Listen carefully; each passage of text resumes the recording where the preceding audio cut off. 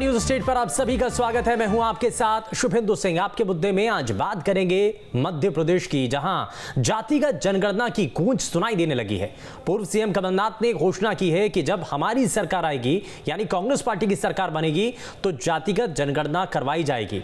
इसे कांग्रेस का OBC card माना जा रहा है, लेकिन कमलनाथ के इस बयान के मायने क्या है, आज चर्चा इसी मसले पर और समझने की कोशिश करेंगे कि चुनाव से पहले जाति को साधने पर आखिर जोर क्यों दिया जा रहा है।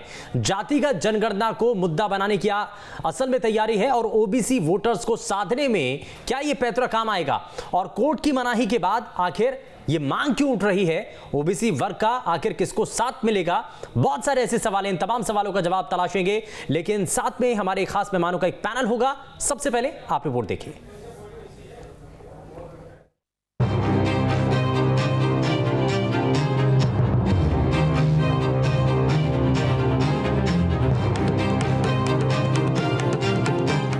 हमारी सरकार आएगी, हम जातिगत मतगणना कराएंगे। पूर्व सीएम कमलनाथ का ये बड़ा ऐलान वोट बैंक को साधने की ओर इशारा कर रहा है। दरअसल भोपाल में ओबीसी विभाग की बैठक को संबोधित करते हुए कमलनाथ ने कहा है कि अगर हमारी सरकार आई तो वे प्रदेश में जाति जनगणना कराएंगे।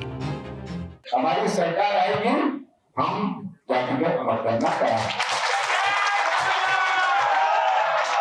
दूध का दूध, पानी का पानी साफ हो, ये होना चाहिए। क्यों नहीं होना चाहिए? और ये जातिगत मतगणना से ही, ये तो हमारी नींव है सामाजिक न्याय। जातिगत मतगणना नहीं होती तो सामाजिक न्याय नहीं होता। एक दफा सामाजिक न्याय की बात हम करें, बिना जातिगत मतगणना के कोई मतलब नहीं है। पहले भी कमलनाथ जाति जनगणना का समर्थन करते रहे हैं। बिहार में जाति जनगणना की मांग की तरह ही वो मध्य प्रदेश में भी इसकी मांग कर चुके हैं, और एक बार फिर उन्होंने अपने तर्कस से ये तीर निकाल दिया है। हालांकि बीजेपी की ओर से कांग्रेस पर तंज कसा गया है। जब कमलनाथ जी सत्ता में होते हैं तो कांग्रेस लूटने लगती है, और जब सत्ता से बाहर होते हैं तो उसी तरह से लोक लुभावन वादे करते हैं। ओबीसी के लिए कमलनाथ जी आपने क्या किया? आपके जो कांग्रेस के ओबीसी चेहरे हैं अरुण यादव जी, वो तो खुद आरोप लगाते रहते हैं कि फसल कोई कौन बोता है और काटता कौन है। तो जनता इस चीज़ को भली बात ही समझती है कि आप सिर्फ और सिर्फ सत्ता लोलुपता के लिए सब बातें करते हैं। माना जा रहा है कि ओबीसी वोटरों पर दांव चलकर कांग्रेस की बड़ी तैयारी है। एमपी में ओबीसी वोटों के गणित को समझे तो, यानी प्रदेश में सबसे ज्यादा ओबीसी वोटर हैं, इसीलिए सियासत तेज है और जातियों पर फोकस किया जा रहा है। बताया जा रहा है कि साल 2019 में ओबीसी आरक्षण को 14% से बढ़ाकर 27% करने का निर्णय भी कमलनाथ सरकार ने ही लिया था, और अब कमलनाथ ने जाति जनगणना का दांव चला है। हालांकि देश के कई और राज्यों में भी जाति जनगणना की मांग हो रही है। बिहार में भी इसकी गूंज है, जहां पर जाति जनगणना पर हाई कोर्ट ने रोक लगा दी है। फिलहाल देखना होगा कांग्रेस के वादे का। जातिगत जनगणना को लेकर के ये मामला बड़ा तूल पकड़ता हुआ नजर आ रहा है, लेकिन बिहार में जब तस्वीर साफ हो चुकी है, जब कोर्ट की तरफ से इस पर रोक लगा दी गई, तो उसके बाद मध्य प्रदेश में क्या इसको चुनावी माहौल के अंदर इसको भुनाने की कोशिश की जा रही है? क्या चुनाव नजदीक आते आते इस मुद्दे को और भी ज्यादा भुनाया जाएगा? ये बहुत सारे ऐसे सवाल हैं जिनका जवाब तलाशने की कोशिश करेंगे, लेकिन सबसे पहले आज के मेहमानों से आपको मिलवाएं। लेकिन उससे पहले आपको बताएं कि भारतीय जनता पार्टी से नेता प्रदीप माहौर जी हमारे साथ कार्यक्रम में जुड़ चुके हैं। बाकी हमारे साथ खास मेहमान भी कार्यक्रम में जुड़ेंगे, लेकिन उससे पहले जरा प्रदीप जी एक रिएक्शन आपसे जानना चाह रहा हूं। देखा जा रहा है कि जातिगत जनगणना पर राष्ट्रीय स्तर पर, प्रदेश स्तर पर बड़ा फोकस किया जा रहा है। राहुल गांधी बार बार इसको लेकर के स्टेटमेंट देते हैं, तमाम दूसरे पॉलिटिकल पार्टियां इस पर जोर दे रही हैं। बिहार के अंदर देखा गया जातिगत जनगणना को लेकर के कदम बढ़ा दिया जाता है, कोर्ट की तरफ से रोक लगा दी जाती है, लेकिन ये सब कुछ जानने के बाद मध्य प्रदेश के अंदर कांग्रेस पार्टी के नेता क्यों इस पर ज्यादा जोर दे रहे हैं? क्या इसके पीछे सियासत है? देखिए, सीधी सी बात है, अभी कर्नाटक में इन्होंने जो वादे किए लोगों से, अब ये इनकी गले की घंटी बन गए हैं। आज के समय में ये वादे पूरे नहीं कर पा रहे हैं। आप सबसे बड़ी चीज सोचिए, ये तो बाद में पता चल रहा है, मुस्लिम कम्युनिटी में ये जाके क्या बोल के आए कि हम डिप्टी सीएम बनाएंगे। वो बेचारे डिप्टी सीएम का नाम तय करके बैठे रहे पूरे टाइम, उनके पास कोई पूछने तक नहीं गया। ये क्या करते हैं कि जहां पे भी इनकी सरकार नहीं होती है, ये खुल के वहां पे वादे करते हैं, इतने वादे करते हैं, इनको मालूम है पूरा तो कुछ करना नहीं है। एक बार सरकार अपनी बन जाए, देखिए कांग्रेस क्या है, अभी ऐसी स्थिति में है कि वो ये सोच रही है कि धीमे धीमे करके कांग्रेस जो है वो नीचे जा रही है और कैसे ऊपर उठा जाए। उठाने का उनको एक ही तरीका समझ में आया है, फ्रीबीज। अभी ये शुरुआत है, अभी आप देखते जाइए क्या क्या वो ऐसे ऐसे वादे करेंगे जो कि इम्पॉसिबल होंगे किसी भी सरकार के लिए, लेकिन वो ये चाहते हैं कि ये वादे करके लोगों को लालच में ले लें। ये फ्रीबीज वाला खेल है, जैसा कि दिल्ली में एक बार खेला गया था, उसमें वहां पे सक्सेस मिली तो इन लोगों को ऐसा लगने लग गया कि फ्रीबीज बांटो, भारत की जनता को लालच दो, प्रदेश की जनता को लालच दो और लालच देके उनको अपनी तरफ लुभाने की कोशिश करो, और कुछ भी नहीं है। लेकिन प्रदीप जी, अगर जो ये कोशिश है जिसके जरिए ओबीसी वोट बैंक को साधने की कोशिश है या ओबीसी वर्ग को साधने की कोशिश है, मध्य प्रदेश में बड़ी संख्या में ओबीसी वर्ग से जुड़े हुए लोग हैं, और अगर कांग्रेस पार्टी का ये पैतरा अगर काम आता है या उनका ये जो प्लानिंग है अगर ये सक्सेसफुल रहती है, तो आपको नहीं लगता कि इसमें नुकसान आपको आने वाले चुनाव में हो जाएगा? बिल्कुल नहीं। देखिए ओबीसी वर्ग जो है वो बहुत समझता है अच्छी तरीके से। अब बिहार में हम देख रहे हैं कि हाईकोर्ट ने इसके ऊपर रोक लगा दी है, जो चीज संभव ही नहीं है, जो किया नहीं जा सकता। अब आप उसको बोलोगे कि साहब हम इम्पॉसिबल है लेकिन हम करके दिखाएंगे, तो लोग तो समझदार है ना, लोग कोई मूर्ख थोड़ी है, उनको समझ में आता है कि आप ऐसी बात कर रहे हो जो संभव ही नहीं है। आपको करना था ना, आपने जो बिहार में हुआ इसको सुप्रीम कोर्ट में लेके जाते, तो हम बोलते कि साहब आपने कुछ कंस्ट्रक्टिव करने की कोशिश करो। आप करते क्या हो कि यहां पे आप रिजर्वेशन करने की कोशिश करते हैं तो आप जाके सुप्रीम कोर्ट में आपके ही लोग जाके चैलेंज कर देते हैं। क्या है कांग्रेस का ऐसा है, सिर्फ बोलो और पीछे से जाके ओबीसी के, ये एक्चुअली भी देखा जाए तो कांग्रेस वाले खिलाफ हैं। ओबीसी आरक्षण ये चाहते नहीं हैं, ओबीसी वर्ग के पूरी तरह से खिलाफ हैं। इनकी जिस समय पे सरकार आई थी इन्होंने 27% का लालच दिया लोगों को, मूर्ख बनाया और उसके बाद उसको पास नहीं कर पाए। फाइनली जाके जब भारतीय जनता पार्टी गवर्नमेंट ने कुछ किया तो सुप्रीम कोर्ट में जाके इन्हीं के लोग चैलेंज करके आते हैं। ठीक है, अब देखिए मतलब कैसा डबल चेहरा है इनका, दो चेहरे हैं। एक चेहरा जो है लोगों के लिए है, एक चेहरा पीछे से काम करता है, जो कि क्या है सुप्रीम कोर्ट में अड़ंगे लगाता है, कोर्ट्स में अड़ंगे लगाता है। यानी कि इसका असर आपके ऊपर नहीं पड़ेगा, जुडिशियल जो चीजें आपके ऊपर इसका असर नहीं पड़ेगा, बिल्कुल भी असर नहीं पड़ेगा। देखिए हमारे साथ कुछ और पैनलिस्ट भी कार्यक्रम में जुड़ चुके हैं, मैं जरा उनसे भी मुखातिब करा देता हूं। हमारे साथ वरिष्ठ पत्रकार डॉक्टर सत्यप्रकाश शर्मा जी हमारे साथ कार्यक्रम में जुड़ चुके हैं। सर बहुत स्वागत है आपका कार्यक्रम में। और कांग्रेस पार्टी से नेता शहरयार खान भी कार्यक्रम में जुड़ चुके हैं। शहरयार जी बहुत स्वागत है आपका भी कार्यक्रम में। लेकिन शुरुआत में जरा जल्दी से एक रिएक्शन आपसे लेना चाह रहा हूं। शहरयार खान जी, ये बताइए कि ये जो कहा जा रहा है कि हमारी सरकार आएगी, हम सत्ता में आएंगे तो जातिगत जनगणना की जाएगी, ये कैसे पॉसिबल है? क्योंकि बीजेपी के नेता सवाल उठा रहे हैं कि बिहार के अंदर जब जातिगत जनगणना को लेकर कदम उठाया जाता है तो कोर्ट की उस पर टिप्पणी आ जाती है, रोक तक लगा दी जाती है। तो जब वहां रोक लगा दी गई है तो मध्य प्रदेश में आगे आप इसको लेकर कैसे फैसला लेने की बात कर रहे हैं, किस आधार पर?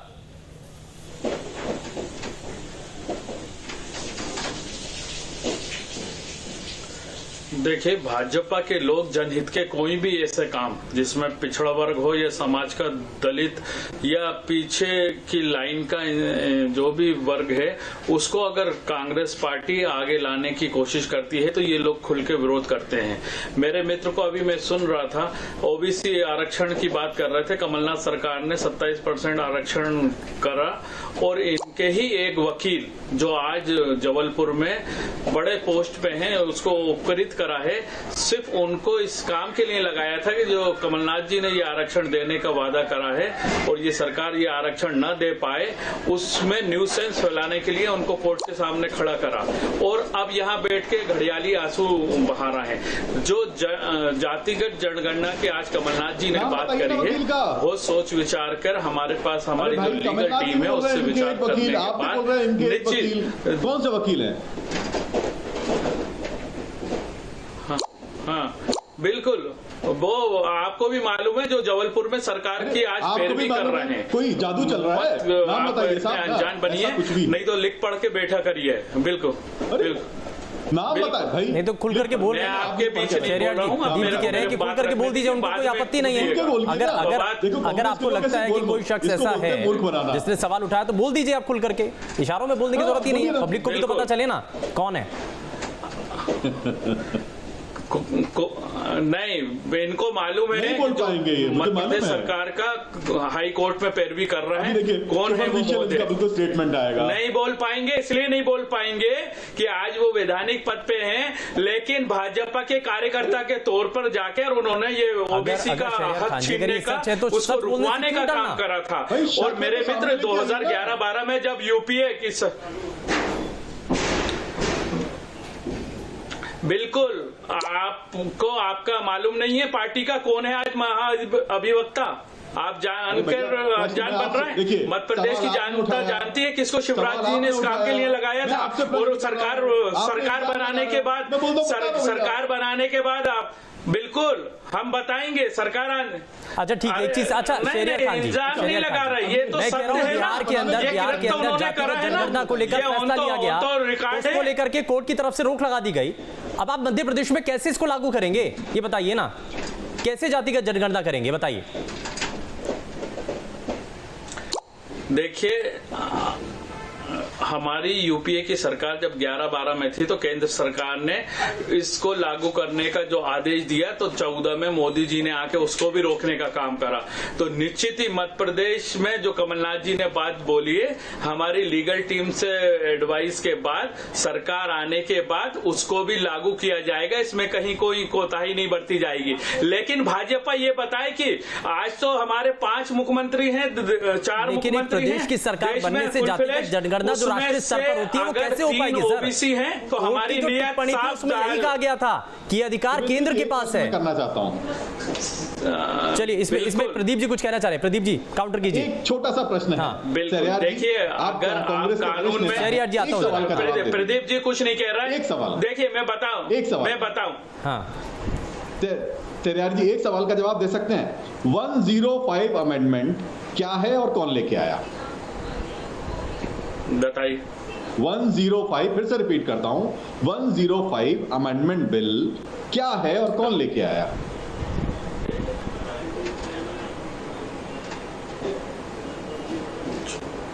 या आपको नहीं मालूम? अरे मुझे सब कुछ प्रश्न इसलिए तो आपसे कर रहा हूं। चलिए मैं बता देता हूं, आपको शायद नहीं पता। अरे आपको नहीं मालूम है? सिर्फ अरे मैं बता देता हूं। सरकार में आप बोलिए। सरकार में आप अरे तो आपको कुछ जानकारियां थोड़ा सा आगे बढ़ते हैं खाली। हाँ चलिए मैं बताता हूं। देखिए, नहीं बताइए ना, पता नहीं होगा, बिल्कुल बता रहा हूँ। सुन तो लीजिए भाई साहब, अरे सुन लीजिए भाई साहब, बता रहा हूँ। 105 अमेंडमेंट बिल जो है, इसमें क्या है कि अभी ये एक महीने पहले ही प्रेजेंट हुआ और ये पास भी हुआ। ये ओबीसी आरक्षण को लेके बिल है।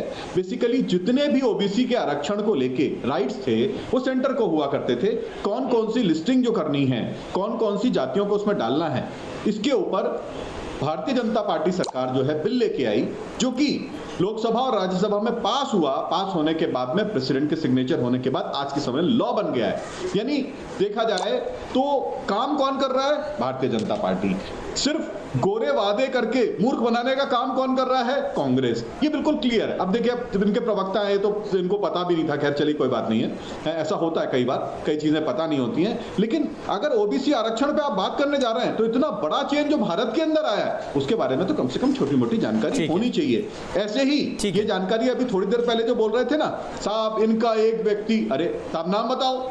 अरे हम तो खुल के बताते हैं, आपका कोई व्यक्ति होगा मैं इस पर जवाब लूंगा, मैं इस पर शेरियार खान जी से जवाब लूंगा। लेकिन उससे पहले जरा मैं सत्यप्रकाश शर्मा जी को भी जोड़ लेता हूं। सत्यप्रकाश शर्मा सर, ये बताइए, क्योंकि ये नजर भी आता है, कहा जा रहा है कांग्रेस पार्टी के बड़े नेता हैं कमलनाथ, वो कह रहे हैं कि सत्ता में आने दीजिए साहब, जातिगत जनगणना हम करवाएंगे। इसका आधार क्या है? क्योंकि बिहार के अंदर जब ये करवाया जाता है तो इस पर कोर्ट की तरफ से रोक लगा दी जाती है, तो ये मध्य प्रदेश में कैसे पॉसिबल होगा फिर? देखिए शुभेंदु जी,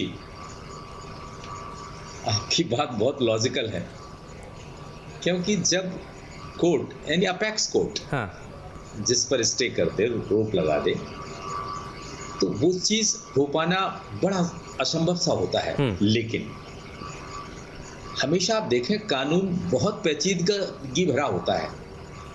कई बार हम रास्ते जो चुनते हैं, वो रास्ता अगर गलत हो गया तो हम मुकाम पर नहीं पहुंच पाते हैं, और अगर रास्ता सही चुन लिया तो मुकाम पर पहुंच पाते हैं। आप हालिया उदाहरण छत्तीसगढ़ का देखिए। छत्तीसगढ़ में आरक्षण का मामला है, उन्होंने लागू कर लिया, मध्य प्रदेश में लागू नहीं हो पाया। बेसिकली ये क्या है, देखो जातिगत जो जनगणना है इसको आज ज्यादा उठाने के पीछे एक सबसे बड़ा कारण ओबीसी वोटर्स को अपनी तरफ आकर्षित करने का एक तरीका है। ठीक है, इसके फायदे बहुत हैं। आप देखते हैं कि ओबीसी की कुछ जातियां तो बहुत अधिक फायदा उठाती जा रही हैं, लेकिन कुछ ऐसी जातियां जो वाकई जिनको जरूरत है आरक्षण का, चाहे जॉब्स में हो या प्रमोशन में हो या दूसरी जगह हो या एजुकेशन में हो, वहां पर उनको नहीं मिल पाता है। जातिगत जनगणना के आधार पर इसका निराकरण भली भांति सरकारें कर सकती हैं, लेकिन देखिए इसके कुछ दुष्परिणाम भी होते हैं। आपसी मतभेद यानी डिस्क्रिमिनेशन फैलता है इससे जातियों के बीच में। जैसे आज ओबीसी को यह पता है कि हम मध्य प्रदेश में 51.5% के लगभग हैं, लेकिन ये पता नहीं है कि किस जाति का कितना वोट है। हाँ। मध्य प्रदेश ने तो हालांकि भले ही कोई मना करे, मध्य प्रदेश ने पिछले साल जून में 21 में, आपको शायद याद होगा, ये जो 27% आरक्षण का जो मामला हाईकोर्ट में पेंडिंग है, उसमें खुद एक हलफनामा दिया है जिसमें उन्होंने सेंसस बताया है, कास्ट सेंसस बताया। उसमें ये भी बताया है कि ओबीसी के कितने लोग हैं, कम्युनिटी का है, एससी के कितने हैं, एसटी के कितने हैं। तभी तो ये बात मध्य प्रदेश में फैल गई है कि यहाँ मोर देन 51% लोग हैं। इसीलिए हर व्यक्ति इस पर सियासत है, चुनाव से पहले इस चीज को पकड़ना चाहता है और इस वर्ग के वोटर्स को अपनी तरफ खींचने का पूरा प्रयास कर रहा है। हाँ, लेकिन इसमें एक सबसे बड़ी चीज इसीलिए ये भी नजर आ रही है कि बीजेपी को इस बात का भी डर है कि अगर जातिगत जनगणना को लेकर के कदम उठाने की बात जो अभी बड़ी जोर से होती है या जातिगत जनगणना होने भी लगती है तो वोट बिखर जाएगा। प्रदीप जी जरा जल्दी से इस पर एक रिएक्शन। नहीं, देखिए वोट बिखर जाएगा मैटर नहीं है। देखिए सबसे बड़ा मैटर ये है कि लोगों के बीच में दरार नहीं पड़नी चाहिए। आप जातियों को लेके देखिए, जाति का कोई भी अगर जाति कमजोर है उसको उठाने के लिए हमको कार्य करना है, हमको काम करना है, है ना? उसके लेकिन असेसमेंट भी तो होना चाहिए ना सर। थोड़ी है कि साहब लोगों को असेसमेंट भी तो होना चाहिए। कहीं ऐसा तो नहीं जिस बात का जिक्र भी कर रहे हैं सत्यप्रकाश जी कि कई ऐसी जातियां हैं जो कि बहुत ज्यादा पीछे रह गई हैं। जी, उनके ऊपर देखिए काम करने की आवश्यकता है, उनको उठाने की आवश्यकता है। आज देखिए कांग्रेस का जो शासन रहा 60 साल का, इन्होंने जो पिछड़े हुए लोग थे उनको पिछड़ा हुआ ही रखा, इन्होंने कभी आगे आने नहीं दिया।